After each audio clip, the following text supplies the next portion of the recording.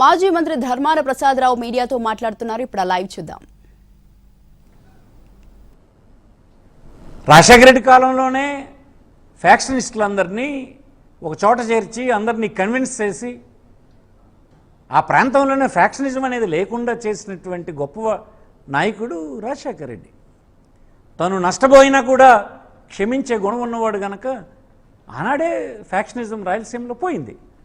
అంతరించిపోయిన ఫ్యాక్షనిజాన్ని మళ్ళీ మీరు 20 సంవత్సరాల తర్వాత జ్ఞాపకం చేస్తున్నారు.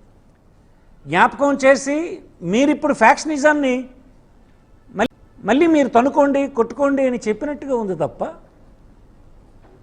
రూపుమాసిపోయినటువంటి ఫ్యాక్షనిజాన్ని మళ్ళీ మీరు జ్ఞాపకం చేసి వాళ్ళందరి మనసుల్ని గాయపరిచి మళ్ళీ అలాంటిది జరగాలి ఇక్కడని కోరుకున్నట్టుగా కనిపిస్తుందే తప్ప ఫ్యాక్షనిజం అనేది ఎప్పుడో మాసిపోయిన అధ్యాయం. ఇది రాయలసీమలో ప్రజలందరికీ తెలుసు, రాజకీయ పార్టీలు పనిచేసినటువంటి మాకు తెలుసు, మీకు తెలుసు. మీరు కూడా రాయలసీమ నుంచి వచ్చారు. ఇవాళ రాయలసీమలో ఈ ఫ్యాక్షనిజం ఉందా చెప్పండి. అంచేత మీరు స్పష్టంగా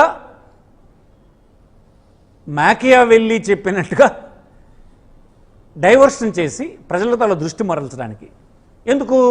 నువ్వు ఇస్తున్నటువంటి గిట్టుబాటు ధర రైతులకు ఇచ్చేది లేదు, విద్యార్థులకి చదువు సంధ్యలు లేదు, ఫీజులు కట్టే దిక్కు లేదు, అందరి అనారోగ్యం పాలైనటువంటి హాస్పిటల్కి వెళ్ళి ఇల్లు కొల్లగొట్టేసే కార్యక్రమం జరిగిపోతుంటే ప్రభుత్వం నుంచి ఆదుకునే పరిస్థితి లేదు.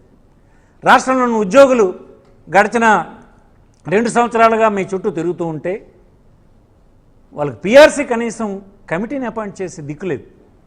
వారికి ఇవ్వాల్సినటువంటి కనీసం డిఏ బకాయిలు చెల్లించేటువంటి పరిస్థితి లేదు.